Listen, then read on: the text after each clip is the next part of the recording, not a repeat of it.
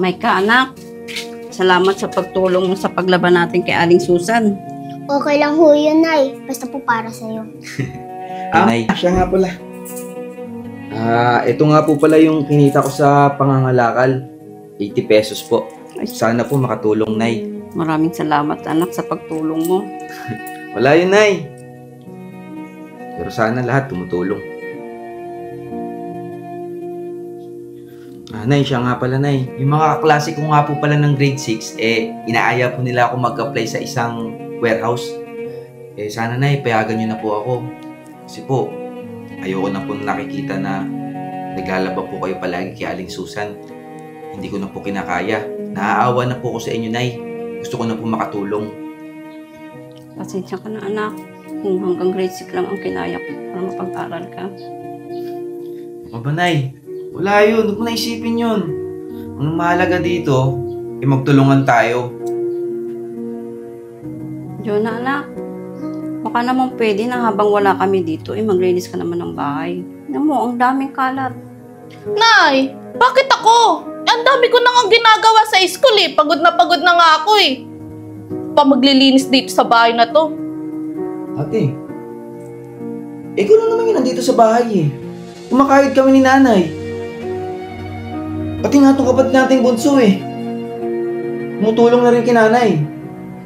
Yun lang naman hinihiling sa'yo ni nanay, di ba? Jonah, anak. Hindi ko alam kung ba't nagkakaganyan ka. Puro cellphone na lang inaatupag mo. Ginagawa mo naman lahat para sa amin eh. Baka naman talaga nasanay lang siya na siya yung inuuna mo. Ikaw ang panganay. Baka naman pwedeng tulungan mo kami. Paano na lang kung mawala na ako? Paano na kayo? Ate, tumulong ka naman sa amin kahit minsan. Wala kang ibang ginagawa eh. Kundi yung puro sarili mo lang. Bakit ako? Kasalanan ko bang maghirap tayo? Huwag niyo nga akong idamay. Jonah, akong nanay mo. Ako nagpalaki sa'yo. Pero bakit parang ako pang kailangan magmakaawa sa'yo? Hindi ko hinihingi lahat ng oras mo. Kahit kunting malasakit lang sana. Basta, wala akong pakialam. At saka pag nagkapera ako, bakit ko naman ibibigay sa inyo? Pinaghirapan ko to. Ate, huwag kang ganyan magsalita kay mama. Siya ang dahilan kung bakit nandito tayo. Simple lang naman yung inihiling ni mama, di ba? Tumulong ka. Hindi mo ba nakikita na hihirapan na si mama? Magkusa ka naman. Anong klase kang ate? Buti ka nga pinagtapos ni mama eh. Samantala ako grade 6 lang. Doon pa lang sana bumawi ka eh. Wala kang kwentang ate. Ayoko na!